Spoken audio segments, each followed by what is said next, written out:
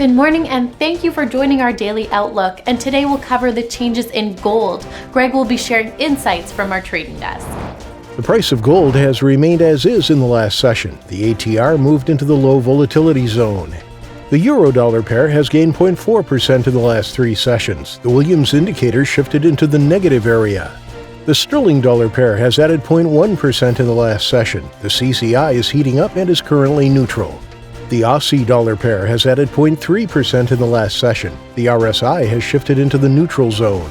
Thank you for sharing with us. Now let's hear from our news department.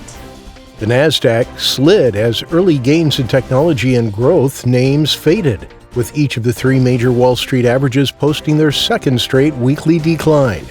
The European Commission has drawn up regulation to tightly monitor cryptocurrencies it considers significant, including asset-backed stablecoins like Facebook's Libra.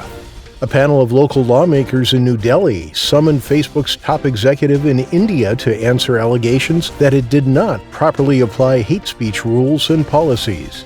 Thank you, and now let's go through today's major economic events.